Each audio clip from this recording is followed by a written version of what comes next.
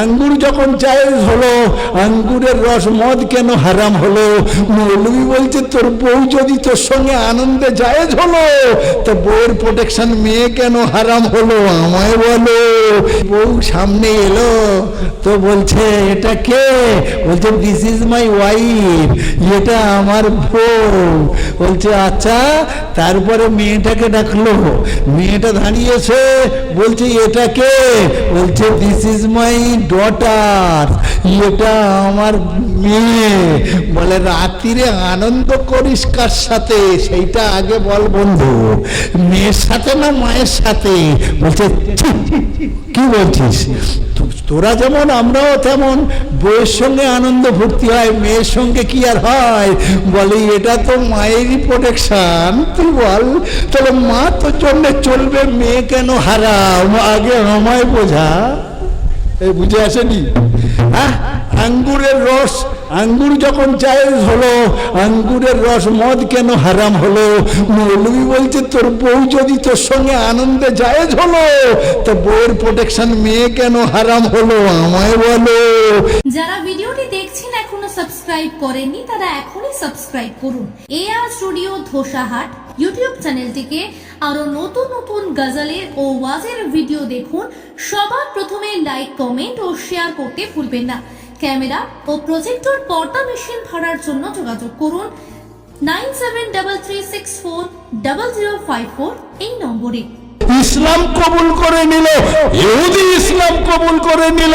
বলছে সামান্য জিনিসে যদি কোরআন এত সূক্ষ্ম সিদ্ধান্ত দিতে পারে, তাহলে বৃহৎ জায়গায় আরো কত বড় সিদ্ধান্ত, কত যুক্তি নিহিত আছে কোরআনে। রব্বুল আলামিন আল্লাহ আমাদেরকে সেই কোরআন পাঠিয়েছেন। তাই বলতে চাই বিররুল ওয়ালিদাইন আফজালু মিনাস সালাত ওয়াজ যাকাত ওয়াস সাদাকাত। যত দান করবে তার থেকে উত্তম দান হলো বাপ আর মায়ের পিছনে খরচ করা। পবিত্র কোরআন ইরশাদ করলো কুল মা আনফাকতুম মিন খায়রিন ফালিল ওয়ালিদাইন ওয়াল আকরাবিন। নবী বললেন জামুর ইবনে ওমর, সব থেকে উত্তম দান হলো মায়ের দাঁতে যন্ত্রণা হচ্ছে, 10,000 টাকার বিলটা আগে দে। 10,000 টাকায় মাদ্রাসা দেবার আগে তোর মায়ের যন্ত্রণা আর 3টে ভাইয়ের তুই অপেক্ষা করিস না, আগে পকেট থেকে দে। ওটা সব থেকে দান হবে। যে ব্রাদার নে ইসলাম, সেই বাপ আর মা আগো মারা গেছে, তাদের রুহের সওয়াব কামনা করে একবার বলি না 10,000 টাকা দেবেন? আছেন কোন আল্লাহর বান্দা? ওয়াজ পরে হবে জি। 10,000 টাকা।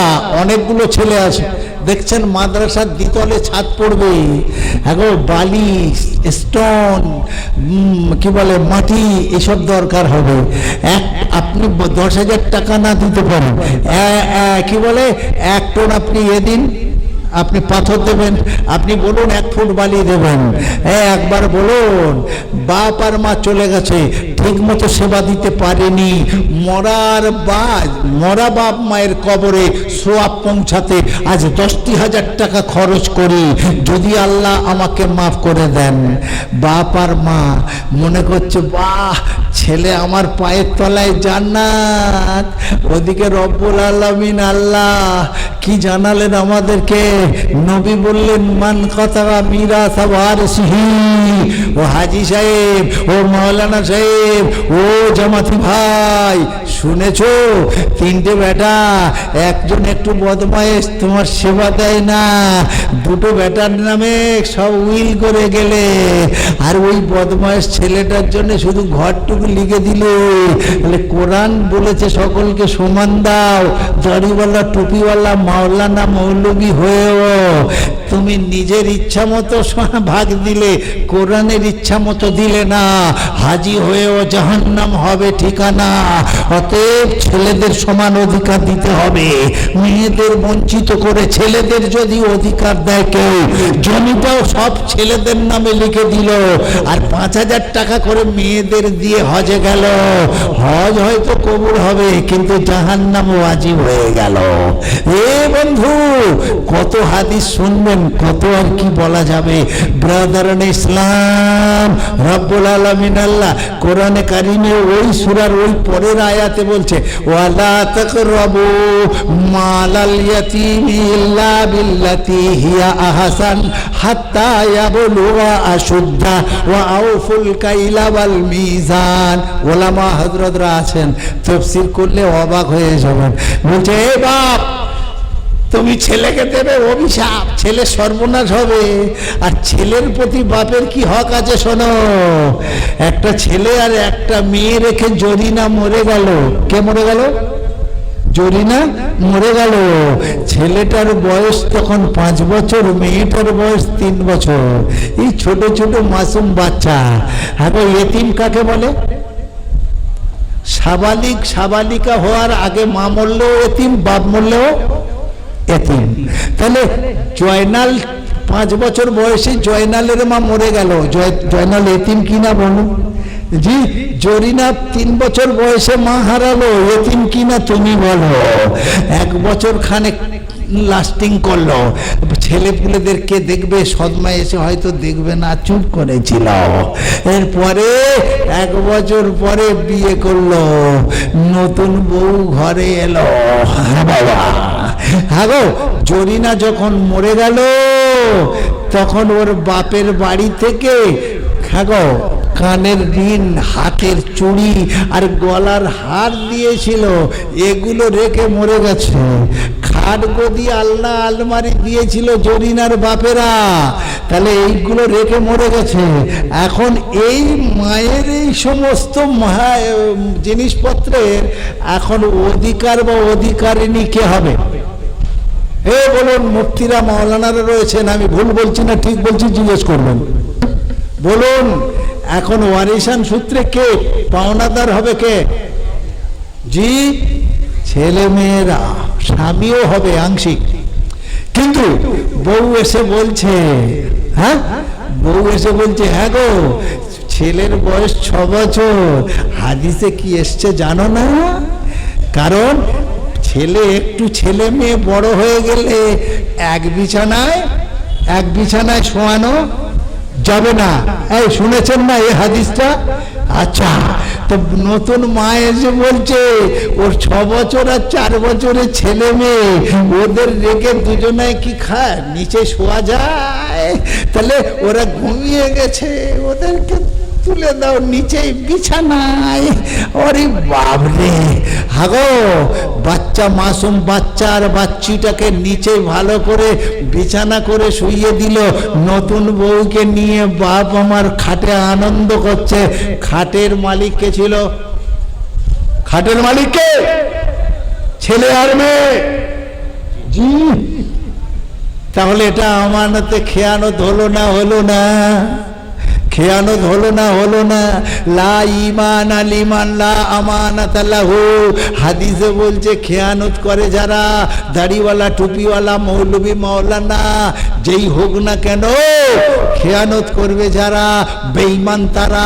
বিন্দু পরিমাণ ঈমান নাই তার ভিতরে, জেনে নাও তোমরা। অতএব মাদ্রাসায় দিলে মৌলবীরা খেয়ে নিচ্ছে, খাবে যে বেঈমান সে, হিসেব দিতে হবে ওকে, ভাবতে হবে না তোমাকে। প্রাণের ভাই বলতে চাই, 5-6 কিছুদিন পরে নতুন মায়ের একটা ফুটফুটে কন্যা সন্তান জন্ম হয়ে প্রসব করলো। দেখতে দেখতে 16 বছর বয়স হয়ে গেছে। জয়নগর থেকে হাজী সাহেবদের একটা জামাত এসেছে। জামাতে এসে দেখছে মেয়েটা দারুণ সুন্দরী। কিসে পড়ে? বলছে মাধ্যমিক দিয়েছে। কার মেয়ে? বলে জলিলের মেয়ে। হাজী সাহেব, আমির সাহেব গিয়ে বলছে, জলিল ভাই, তোমার মেয়েটা আমার দারুণ পছন্দ, বৌমা করবো, একটি মাত্র ছেলে, বিয়ে দেবে ভাই? বলছে আমি গরিব মানুষ, এখন বিয়ের প্রস্তুতি নাই। আমির সাহেব বলছে আমার কিছু লাগবে না। বলছে তো 18 বছর হয়নি, রেজিস্ট্রেশন তো করা যাবে না। রেজিস্ট্রি হবে? হবে না। বলছে এখন পড়ানো থাকবে। কেন? আমি সাহেব জানে ভালো মালের খদ্দের বেশি। লাস্ট পর্যন্ত 18 বছর পর্যন্ত কত খদ্দের জুটবে ঠিক আমার কপালে হবে না। বলছে তুমি এখন পড়িয়ে দাও, 2 বছর পরে রেজিস্ট্রেশন দেবে। বিয়ে দিয়ে দিল। যেমনি পরের বছর 2 বছর পরে রেজিস্ট্রি হবে, 17 বছরের মাথায় খবর এলো তোর দাদি শাশুড়ি মৃত্যুর সঙ্গে লড়াই করছে। আমি সাহেব গিয়ে বলছে ভাই উপায় নাই, মা মরার সময় নাচ বউ দেখবো বলছে, তুমি একটু পাঠাও না। তুমি একটু, আরে সমাজের চিত্র বলছি, তুমি একটু পাঠাও। বলছে আচ্ছা তাহলে পাঠাতে হবে। যেমনি পাঠাচ্ছে মা বলছে হ্যাঁ গো ওরা চাইনি বলে কিছু দেবে না, আমার মেয়ে নতুন যাচ্ছে শ্বশুর বাড়ি, কিছু দেবে না। বলে কি করব, কিছু তো নাই, হঠাৎ নিয়ে যাচ্ছে। বলে ওর যে আপনি যদি একটা ভালো মনের মানুষ হন তাহলে ভিডিওতে একটি লাইক অ্যান্ড চ্যানেলটিকে সাবস্ক্রাইব করুন। আর হ্যাঁ বন্ধুরা, আমি এটা বলি যে সাবস্ক্রাইব করতে কোনো টাকা লাগে না, তাই কিপটামো না করে একটা লাইক এবং একটা সাবস্ক্রাইব করে দাও।